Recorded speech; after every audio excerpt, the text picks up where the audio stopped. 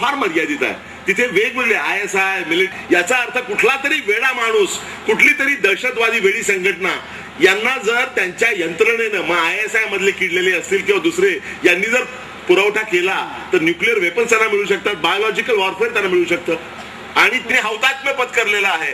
त्यांचं हौतात्म्य जर फुकट जाऊ नये असं आपल्याला वाटत असेल तर आपण केवळ श्रद्धांजली अर्पण करून भागणार नाही, आपण स्वतःला तयार केलं पाहिजे. तिथे सुरक्षा व्यवस्थेच्या पलीकडे जाऊन नागरिकांनी मोठ्या प्रमाणावरती नागरिकांचं प्रबोधन करण्याची गरज आहे.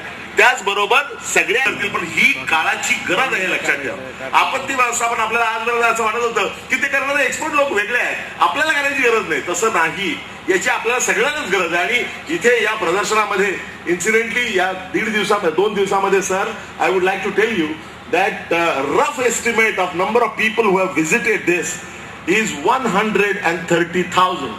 1,30,000 लोकांनी या 2 दिवसामध्ये या प्रदर्शनाचा फायदा घेतलेला आहे. आणि इथे डिझास्टर मॅनेजमेंटचे असोसिएटेड सगळ्या संस्थांना आपण एकत्र केलेला आहे, इन्क्लुडिंग पोलीस ऑथॉरिटीज, आणि त्यांनी अतिशय उत्तम कामगिरी केलेली आहे. तिथे इतक्या गोष्टी नवीन शिकायला मिळाल्या अनेक लोकांना. साधी गोष्ट आहे, आपल्याकडे गॅस लिकेज झाला, भोपाळला गॅस लिकेज झाला, त्यावेळी खूप मोठ्या प्रमाणावरती लोक मेले, आपल्याला माहिती आहे. साधी गोष्ट आहे, जर रुमाल ओला करून त्यांनी तो नाकाशी धरला असता आणि वाऱ्याच्या उलट्या दिशेने ते गेले असते तर त्याच्यापैकी निम्मे लोक वाचले असते. इथे ते मरण्याचा आणि व्हॅल्यू सिस्टमचा काही संबंध नाही. इथे कॉमन सेन्स हा त्यांना शिकवला गेलेला नव्हता, कारण असं पूर्वी कधी घडलेलंच नव्हतं. या गोष्टी शिकवण्याची गरज आहे. दुसरी गोष्ट तुम्हाला सांगतो, भूकंप जिथे होतो, भूकंपाबद्दल सर्व करून ठेवू नये.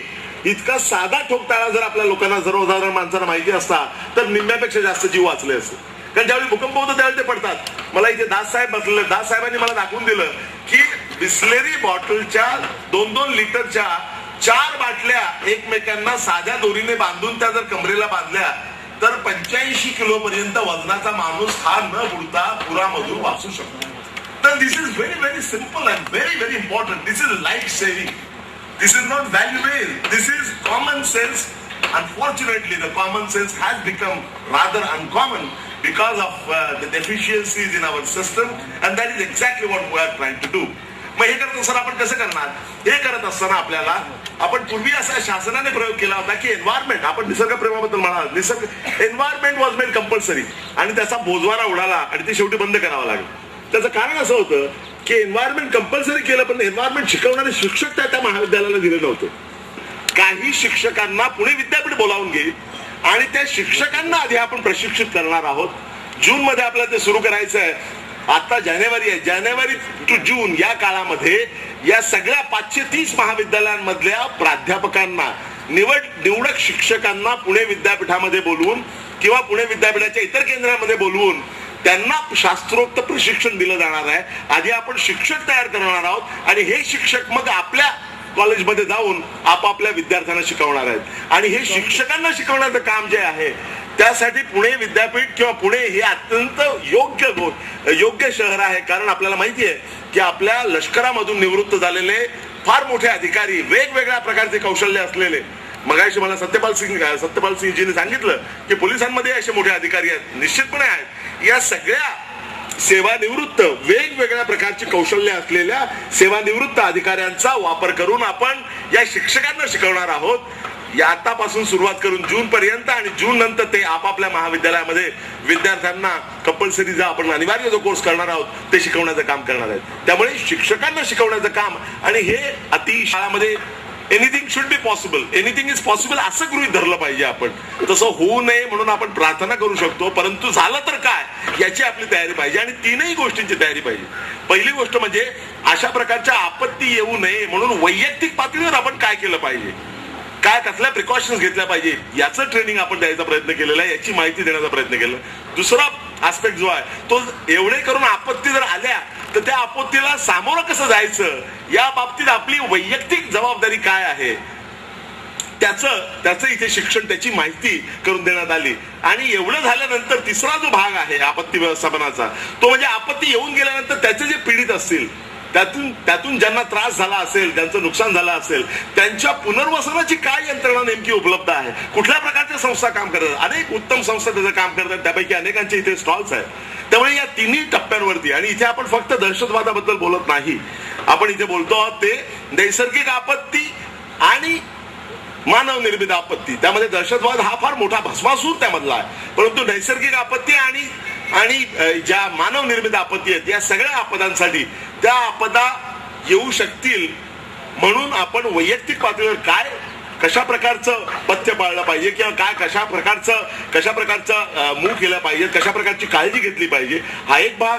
त्या आल्या तर त्यांना सामोरं कसं जायचं हा दुसरा भाग, आणि सामोरं जात असताना आपत्ती येऊन गेल्यानंतर त्यातून पीडित असतील त्यांच्या पुनर्वसनासाठी काय करता येऊ शकतं त्याच्याबद्दलची माहिती, असा तिहेरी संगम आपल्याला या 40 स्टॉलमध्ये दिसला. आणि मला अतिशय आनंद वाटतो की पुणेकरांनी इतका उत्स्फूर्त प्रतिसाद दिला. आणि गेल्या 2 दिवसामध्ये आमची अपेक्षा होती की 1 लाख लोक येतील अशी अपेक्षा होती. टार्गेट वॉज 100,000 पीपल, परंतु 1,30,000पेक्षा जास्त लोक आल्याचं आता स्पष्ट झालेलं आहे या 2 दिवसामध्ये. आणि मला असं वाटतं की आपण पुण्याला विद्येचं माहेरघर म्हणतो, इथे उरलेले आहेत असंही म्हटलं जातं. हे खरं नाही. विद्या सासरी गेलेली नाही, विद्या इथेच आहे आणि ती पुणे विद्यापीठात आहे. आणि पुणे विद्यापीठ हे विद्यापीठांमध्ये एक नवा आदर्श निर्माण करता आहे. आणि आपण जे म्हणाला सत्यपालजी, त्या सगळ्या भावनांचा आदर करून मी आपल्याला सांगू इच्छितो की गेल्या 2.5 वर्षामध्ये या गोष्टी मोठ्या प्रमाणावर झाल्या आहेत, होत आहेत आणि यानंतरही होत राहणार आहेत. आपण पुण्याला समर्थ पुणे म्हणत असताना मला असं वाटतं की आपल्याला नवीन घोषणा द्यायला पाहिजे की समर्थ पुणे आणि जागरूक पुणे अशा प्रकारचं आपल्याला हे सर्व पुणेकरांपर्यंत पोहोचवायचं आहे. आणि यातून मला असं वाटतं की पोलिसांची जबाबदारी ही पुष्कळ प्रमाणात कमी होणार आहे, कारण पोलिसांवरती प्रचंड जबाबदारी जे विषम वाटणी पोलिसांच्या आणि सगळ्या शासकीय संस्थांच्या बरोबर सर्वसाधारण जनतेने आणि सर्वसामान्य लोकांच्या संस्थांनी एकत्र येऊन काम करावं. ज्यावेळी आपत्ती येते त्यामध्ये पोलीस फोर्स आहे, फायर ब्रिगेड आहे, पुणे म्युनिसिपल कॉर्पोरेशन आहे, इथे दास बसलेले आहेत, त्यांची नॅशनल डिझास्टर मॅनेजमेंट अथॉरिटीची तळेगावला असलेली बटालियन आहे. त्यांच्या या मी त्यांना काल सांगितलं की ही सुरुवात आहे, आपल्या सहकार्याची सुरुवात आहे. आणि यानंतर पुढे जाताना आमच्या या सगळ्या लोकांना शिक्षण देताना, विद्यार्थ्यांना शिक्षण देताना शिक्षक जे आहेत त्यांना मी खास तळेगावच्या यांची जी नॅशनल डिझास्टर मॅनेजमेंटची जी बटालियन आहे या सगळ्या शिक्षकांना काही दिवसासाठी ट्रेनिंगला मी तिथे पाठवणार आहे किंवा त्यांचे लोक आमच्या इथे येऊन ते ट्रेनिंग देणार आहेत आणि त्याची आपण सुरुवात केलेली आहे. मला असं वाटतं की सामाजिक दृष्टिकोन ठेवून समाजाला जे हवं आहे, ज्याची सामाजिक दृष्ट्या गरज आहे त्याच्यावर लक्ष केंद्रित करून आपण विद्यापीठ आणि समाज याच्यामध्ये निर्माण झालेला अनेक वर्षातून निर्माण झालेला दुरावा दूर करण्याचा एक मोठा प्रयत्न आपण केलेला आहे. त्याला आपल्या सर्वांचं सहकार्य मिळालं त्याबद्दल आपल्या सर्वांना मनपूर्वक धन्यवाद, आपल्या सर्वांचं मनपूर्वक अभिनंदन. आणि मला मुद्दाम सांगा असं वाटतं की या 2 दिवसाच्या कार्यक्रमासाठी माझे सगळे कलीग खूप त्यांनी मेहनत केलेली आहे. त्यामध्ये संजय आहेत, संजय नंतर आपले संभाजी पठारे आहेत, कॅप्टन चितळे आहेत आणि आमच्या सर्व सहकाऱ्यांनी खूप मेहनत यावरती घेऊन हे केलेलं आहे. आणि मला आनंद वाटतो की पुणेकरांनी इतका उत्तम प्रतिसाद इथे याला दिलेला आहे. आणि ही जी परंपरा नवीन आपण सुरू करतो जनजागृती आपत्ती व्यवस्थापनाची, त्याची ही सुरुवात आहे, ही त्याची अखेर नव्हे. जे लोक या 2 दिवसातल्या प्रदर्शनाला जे लोक पुणेकर येऊन गेले नाहीत त्यांना चुटपुट लागणार आहे की आपण एक सुवर्ण संधी गमावलेली आहे. यानंतर पुणे विद्यापीठ ज्यावेळी अशा प्रकारचे कार्यक्रम करेल त्यावेळी अशी संधी ते गमावणार नाहीत असा विश्वास व्यक्त करून आणि पुन्हा एकदा आपल्या सर्वांचं मनपूर्वक अभिनंदन करून मी इथे थांबतो. जय हिंद, जय महाराष्ट्र.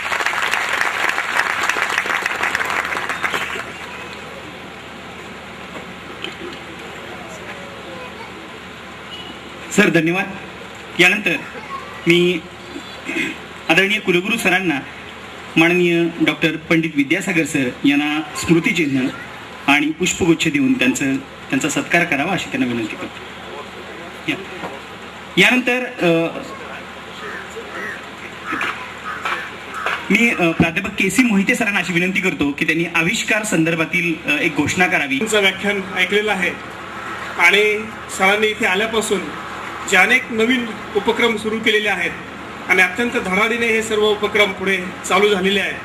आणि त्याचाच एक भाग म्हणून सरांनी आल्यानंतर एक संशोधनाच्या बाबतीमध्ये महाविद्यालय आणि विद्यापीठामध्ये एक वेगळी चळवळ सुरू केलेली. सर्वसाधारण विजेतेपद मिळून हॅट्रिक यावर्षी केलेली आहे. आणि फक्त हॅट्रिकच केली नाही तर प्रत्येक वर्षामध्ये पहिल्या वर्षामध्ये 3 आपल्याला पदके मिळालेली होती, दुसऱ्या वर्षामध्ये 4 मिळाली आणि यावर्षी 5 मिळाली. म्हणजे प्रत्येक वर्षामध्ये पदकांची संख्या सुद्धा वाढत गेलेली आहे आपल्याला दिसून येते. अमरावतीमध्ये 8 मानांकित विद्यापीठ तिथे गणलं गेलं. दुसरा क्रमांक मुंबईचा लागला, त्यांना फक्त 6 पारितोषिके मिळाली. याच्यावरून आपल्याला अंदाज येईल की पहिल्या आणि दुसऱ्या क्रमांकामध्ये किती मोठा फरक होता.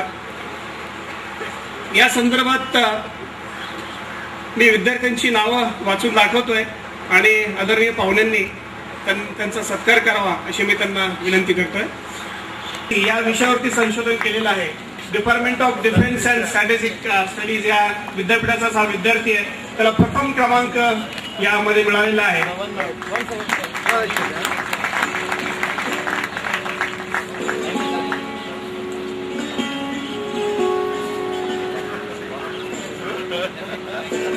कॉमर्स अँड मॅनेजमेंट या क्रमांक या ठिकाणी मिळाला. कॉमर्स मॅनेजमेंट या स्तरामध्ये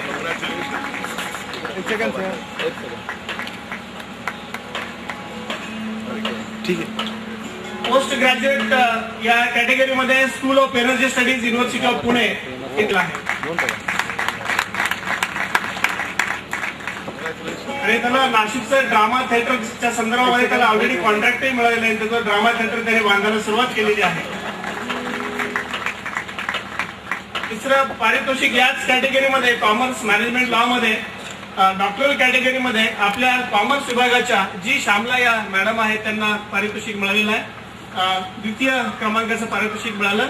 त्यांनी IPLच्या संदर्भामध्ये इंडियन प्रीमियर लीग या संदर्भामध्ये एक वेगळा अभ्यास त्यांनी मांडला. त्या संदर्भामध्ये प्रॅक्टिसेस कुठल्या आहेत, मार्केटिंग कशा प्रकारे केलं जात आहे त्या संदर्भात त्यांनी उत्तम असे काम केलंय आणि त्यांना द्वितीय पारितोषिक मिळालेलं आहे.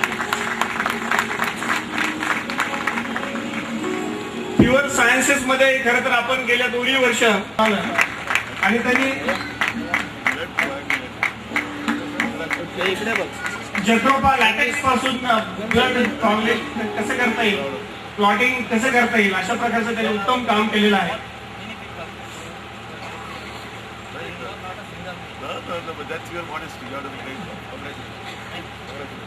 दुसरा PG कॅटेगरीमध्ये फर्ग्युसन महाविद्यालयाचा विद्यार्थी रमाकांत शर्मा याने नॅनो पार्टिकल्सचा उपयोग करून सिलिकॉन सोलार सेल्स कसे तयार करता येतील, सोलार सेल्स त्याच्या संदर्भामध्ये त्यांनी संशोधन केलंय आणि त्याला प्रथम क्रमांक त्याला मिळालेला आहे. आणि त्याचं आणखी एक कौतुक करावं असं वाटतं. त्यांनी नुकताच इंटरव्ह्यू दिलेला आहे आणि त्याचं ऑलरेडी केम्ब्रिज विद्यापीठामध्ये त्याचं सिलेक्शन झालेलं आहे. दुसरं PG कॅटेगरीमध्ये फीडर्स या संदर्भात एक संशोधन केलंय. अत्यंत उत्तम असं संशोधन तिने केलंय. त्याला द्वितीय क्रमांक या ठिकाणी मिळालेला आहे.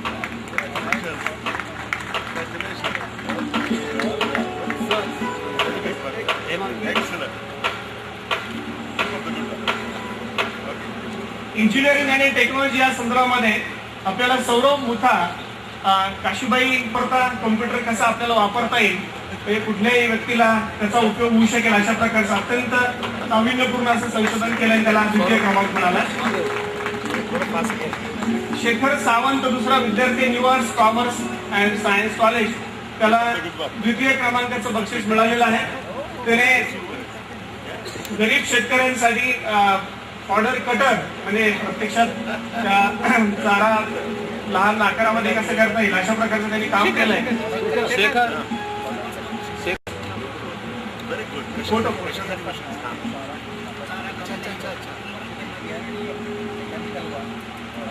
मेडिकल फार्मसी या कॅटेगरीमध्ये Sinhgad institute of pharmacy Lonavala Shailesh Bora Saswad येथील फार्मसी महाविद्यालयामधील विद्यार्थी शैलेश बोरा याला द्वितीय क्रमांक तिथे मिळालेला आहे.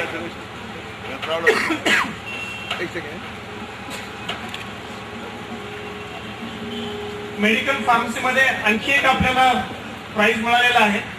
ते डॉक्टरल कॅटेगरीमध्ये ए Balraj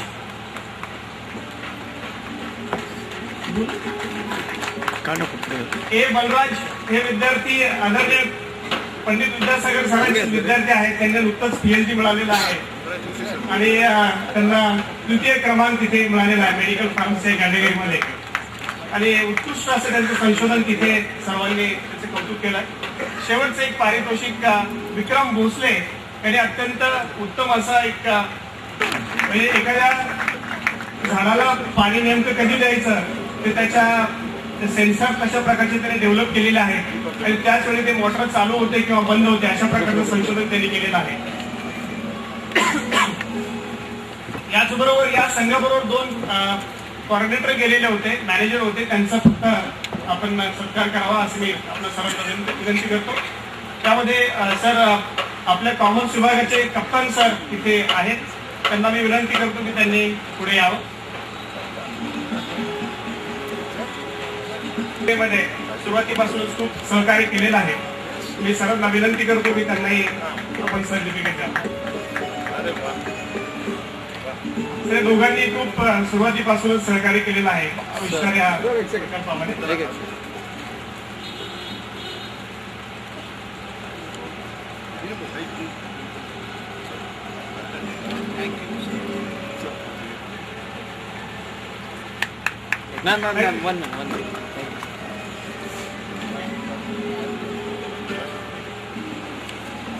Who've bagged the awards in Avishkar. I want to say this proudly to everybody here that these are our stars, and 3rd year in a row, this Avishkar started 3 years back, and first year we got the award, second year we got the award, and 3rd year now we have done the hat trick, and these are the people who have made it. Very interestingly, the number of individual awards and the overall trophies have increased every year. This year, out of 6, we have taken 4.5 awards. 5th award is shared. So excepting agriculture in all categories, we have got the award, and this is what has been made possible by our students here. We are very proud of you. When they were going there, and Satyapalji, when I saw them off, I told them that if you don't get the award, don't come back. And they were all very worried, but they have come back with the awards, and we are really proud of you. And I want to make a special mention that unlike other universities, there are 20 universities which participated in this. There is a difference in the approach, in that nobody does a structured effort to encourage research talent among the students. And Pune University has started doing that from day one. 3 years back, we started that when the first team was going for Avishkar. We started that, and I'm very happy to say that these 2 colleagues, led by Pandit Vidyasagar, has done a remarkable job in that, and the day-to-day training, and they organize several regional competitions of our own. So 36 projects are to go in the final. We received this year awards to others also. So this is not to undermine. While these are the people who have received awards, I would like to specially mention those who represented Pune University and did not get awards. Their work is by no means secondary to the work that has been done by others. They have really given a very tough fight, and I'm very happy and proud of them. And very shortly, I'm very happy to announce that very shortly we are going to have interface between all 36 participants and the industry in Pune, so that some of these projects which are patentable can be converted into a commercially viable propositions. We did that last year, and we are going to do it this year in a much bigger way, and I'm sure our management department can help us in a big way to organize that. I want to take this opportunity to congratulate and to express my personal gratitude, particularly to these 2 individuals, 2 colleagues, Pandit Vidyasagar and Dr. K.C. Moite. And I would like to request our chief guest of this function, Satyapal Singh Ji, to felicitate Dr. Pandit Vidyasagar, followed by felicitation of Dr. K.C. Moite.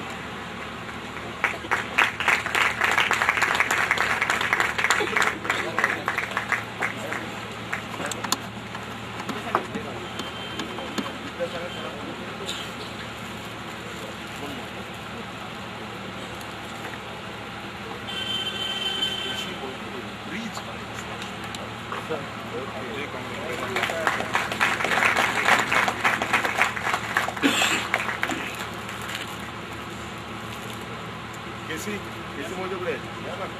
केसी मोहिते सांगा बरं.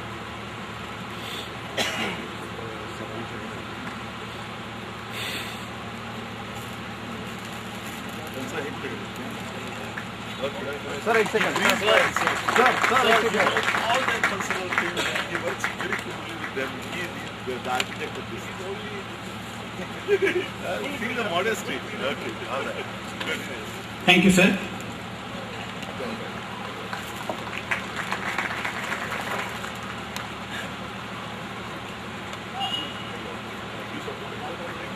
त्यानंतर पुणे विद्यापीठाच्या विद्यार्थी कल्याण मंडळाचे संचालक doctor Sambhaji Pathare यांचाही सत्कार माननीय कुलगुरूंनी करावा अशी मी त्यांना विनंती करतो.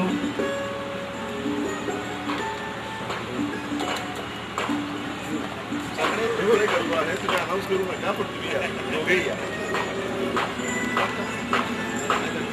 दोघांचं एकत्र तुम्ही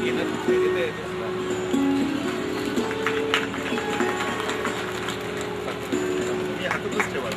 आपण एकत्र फोटो घेणार आहोत.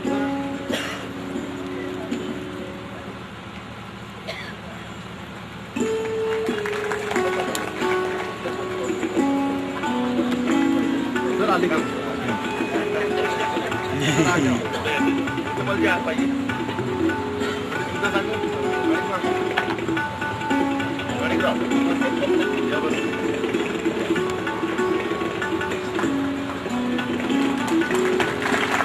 एक सेकंड सर.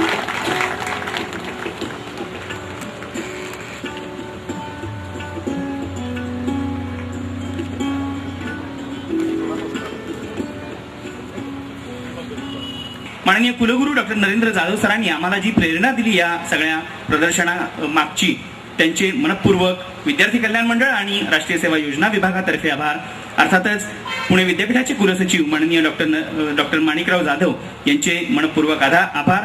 माननीय संचालक BCUD डॉक्टर पंडित विद्यासागर आणि माननीय कॅप्टन चितळे यांचे आभार. अर्थातच BD दास सरांचे विशेष आभार यासाठी मानायचे की त्यांनी ज्या पद्धतीने हे सगळं हँडल केलं आणि आम्हाला सगळी प्रेरणा दिली. भारतीय जैन संघटना आणि इतर सगळ्या संघटनांचे मनपूर्वक आभार मानतो. ज्यांनी या सगळ्या कार्यक्रमामध्ये सहकार्य केलं त्यांचे सगळ्यांचे आभार. विशेषतः केदारी सर आणि त्यांची सगळी टीम जी सुरक्षा व्यवस्था पाहत होती त्यांचे मनपूर्वक आभार.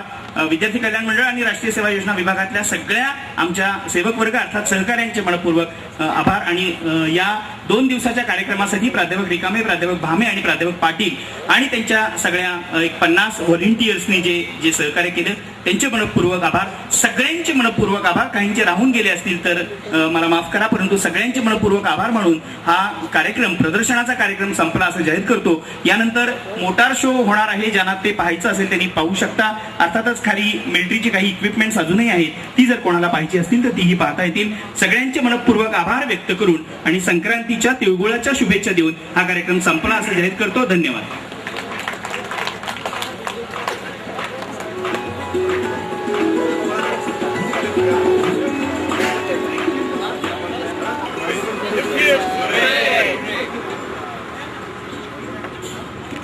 एक सेकंड. प्रेक्षकांना विनंती आहे की नाही वाईट असंच घे ना बस. त्यांनी आपला अभिप्राय स्वागत कक्षाजवळ नोंदवावा.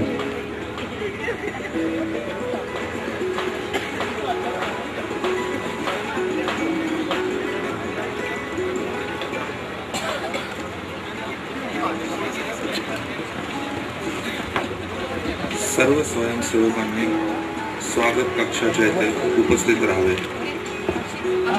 सर्व स्वयंसेवकांनी स्वागत कक्षाच्या येथे उपस्थित राहावे.